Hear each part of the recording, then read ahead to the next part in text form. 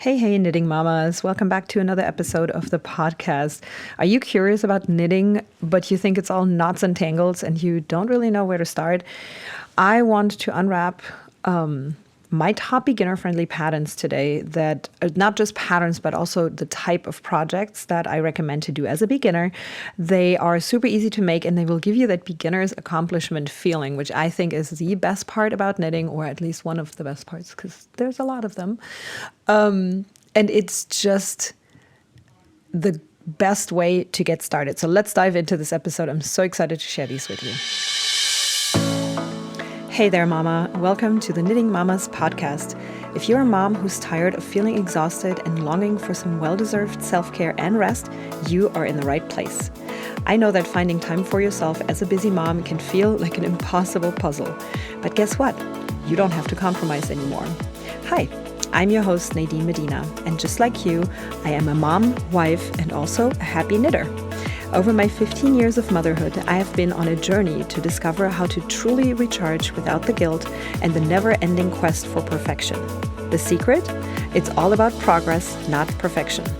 By focusing on simple routines, natural wellness solutions, and the cozy art of knitting, I found the path to feeling whole and content. And on this podcast, I'm sharing it all with you so you can do the same. Are you ready to find simple solutions to set yourself free from mom guilt, to take more time for yourself to truly rest, and to use your knitting skills for a mindful routine that creates space in your life so you can breathe easier? Let's take a deep breath, grab those knitting needles, and say goodbye to mom stress. Together, we'll create a supportive community that encourages you to prioritize self-care while juggling all your responsibilities. Sound good? Let's do this. Hey friends, so before we get into this episode today, I would love to encourage you to rate and subscribe to this podcast. If you want other moms to hear about what we're talking about here on the Knitting Mamas podcast, it would be the best for you to leave a written review, and then other moms can find our podcast as well. Tune in, learn how to knit, learn how to build it into their lives as a calming and mindfulness practice. And I think it would just be lovely to have as many mamas as possible in our community. So I would love for you to give this podcast a 5-star review really quick today after you're done listening. So let's get into today's episode. Today, we're diving into some beginner-friendly patterns and projects that are not only going to be easy and simple to create, but they will also give you that great feeling of having accomplished something with your own hands. I think it's one of the best parts about knitting is that you actually create something while you're calming your mind, while you're taking a break, while you're getting some rest from the everyday crazy life that we're all out there to try and figure out. And honestly, there's many parts of knitting that I love and the reason why I do it every single day. But this feeling of having accomplished something that you created from nothing is definitely one of my favorite parts. And these pieces that you can create very simply as a beginner are like, it's mind-blowing how much you can actually make when you first start to knit. And that's something that I didn't realize, at least not in my second go around, because when I was a teenager, I remember making a sweater with the help of my grandma, but I was just doing it. You know, when you're a kid, you're like, yeah, I can do that. And then later, as an adult, we have all these ideas and reasons and perfectionism tendencies as to why we can't start something because we're not going to be good at it, or we think we're not going to be good at it. But if you have listened to the last few episodes in the series for beginner knitters, I have said this a few times that, you need just a few basic stitches in order to make really cool things. You can make sweaters, tees, you can make cardigans. There's so many things you can do without even having to learn how to decrease or increase or anything complicated. So today I'm giving you a couple of those ideas with some of my favorite tips as well. And I can honestly tell you that I personally am even barely scratching the surface of what's possible, to make as far as projects and different stitches and patterns and things like that. There's so many things out there that I haven't even tried. And I have knit quite a few things and tried different techniques and learned some things and watched YouTube videos and all that stuff. But there's so much stuff out there waiting for you. And I am just so excited that you are ready to get started right now. So that's your first step. You need to be saying, hey, I can do this even if it looks a little complicated. Go back to the videos that I shared in the last few episodes. You can hop over to the YouTube channel as well and find them there. The link will be down in the show notes. But my mantra is always simple is best, and especially in this case.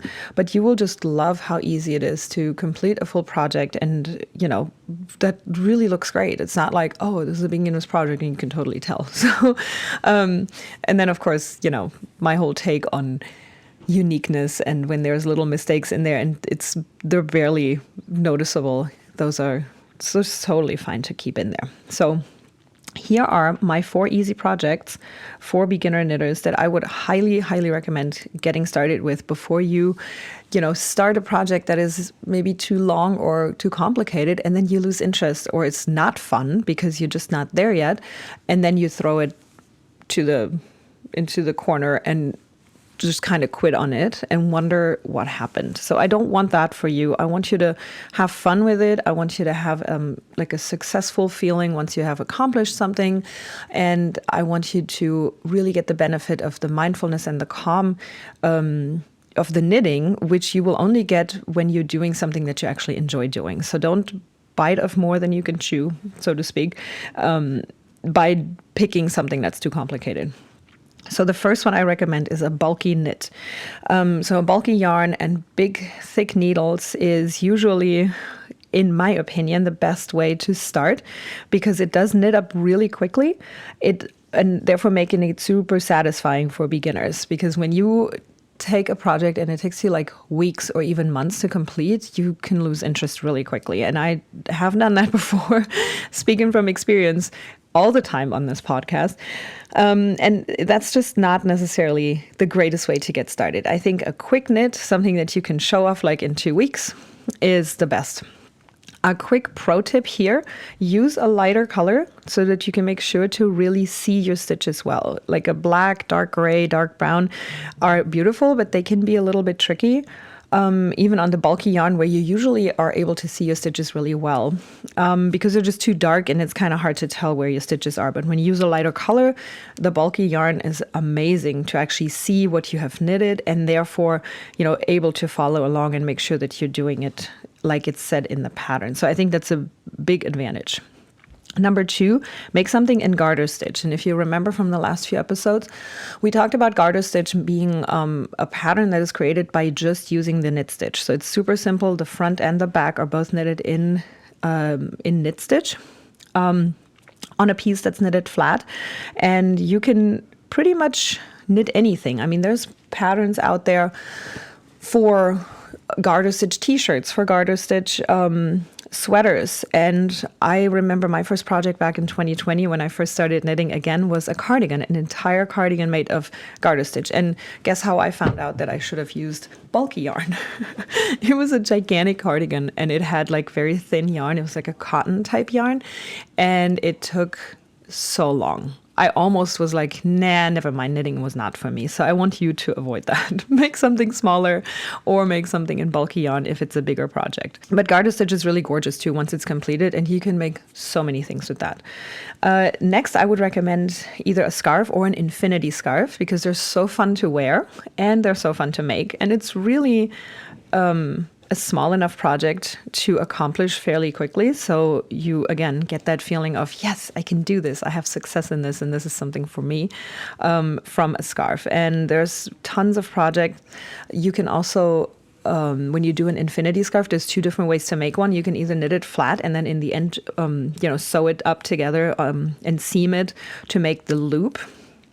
Or some patterns just call for knitting it in the round, which is another technique that just kind of skips the seaming at the end because you're already knitting it in a circle. So if that's something that you want to try out and want to practice, it's not very hard to do, but it does require a different, little bit of a different technique. I would highly recommend looking for one of those so that you can have some practice in knitting in the round. And the fourth thing that I would recommend for a beginner knitter in terms of project would be anything in stockinette stitch. Could be anything, again, from a sweater to a t-shirt to a cardigan to a scarf. The one thing that I'm not recommending on this list, if you noticed, is beanies, because beanies usually, there's a couple patterns out there that I've seen that don't require decreasing, but normally you have to decrease and you have to also knit on what's called double pointed needles, because it gets so slim that it's going to be just too hard to keep it on a loop or on a cable. But there is a way to do it called magic loop. So we can talk about all of those in a future episodes, and you can look these up too if you want to knit a beanie. But again, I almost shy away from beanies sometimes because I just don't want to get into all of the little slightly more complicated patterns, because here's my take on this. And again, not that any of it is complicated, you can do it all, but for some of these patterns, you really have to pay attention. And it depends on my mood. If I am, if I'm ready for that, or if I just need something more mindless to sit down and get my thoughts together, or focus on maybe watching something or listening to something, and not necessarily focusing on the pattern so much that there's no room for anything else. But there's moments when that's something I actually do want to do, because what it also does is, while you're focusing on a project or on a pattern, and you really have to pay attention to the stitches and count, and make sure that you're knitting the right thing at the right time, it can also help focus your mind, and it can help take your mind off of all the other worries that you have right now. So I think there's benefits to either one, but just based on that, just be mindful of what pattern to pick, and pick something simple when all you need is just some mindful knitting time. But I really do think that any stockinette project is super fun for beginners, especially when it's one where you don't have to use any decreases, you don't have to knit in the round, you don't have to knit in a seamless way. But for example, when you knit a sweater or a t-shirt in stockinette, all you need to create for the very simple patterns would be 2 front panels that are usually the same. There's no shaping, nothing involved.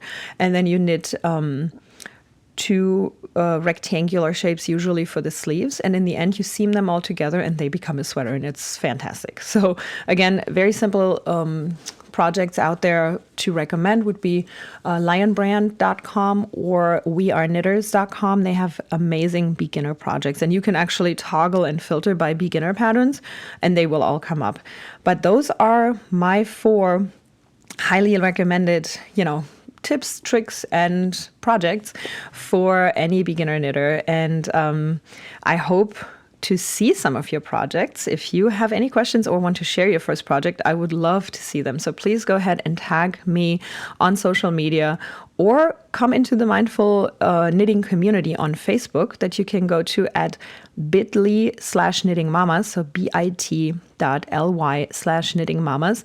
Show us your creations. I can't wait to see them. If you want to tag us on social media so I can shout you out with your project, you can go and connect with me on Instagram at the Knitting Mamas. And I can't wait to see you over in our group. And just a quick reminder and encouragement as we wrap this up. I want you to remember that every knitter once was a beginner as well. So grab your needles, pick your yarn, and let's cast on together. And don't forget to subscribe and share this episode with someone who could use a little nudge into the world of knitting. I can't wait to hear you and see you again on the next episode of the Knitting Mamas podcast. Hey mama, I hope you've soaked up some great ideas from today's episode. Remember, a happy mom makes for a happy fam. If today's chat hit home with you, it would mean the world if you could leave a 5-star written review on iTunes. Your review will help other moms discover our community and embrace guilt-free self-care. Also, if you're scrolling through Instagram, why not snap a screenshot of this episode for your stories? Don't forget to tag me at the Knitting Mamas so that I can shout you out on my page as well. Plus, that way we can stay connected and spread the self-care magic. Oh, and have you heard about our cozy Facebook community? It's a guilt-free zone where we share relaxing routines, essential oils, and knitting adventures, and so much more. Come join us today at bit.ly/knittingmamas and let's unwind together. Until we chat again, take care, mama. And remember, looking after yourself is not selfish. It's essential for that balanced life. Catch you soon right here on the Knitting Mamas podcast.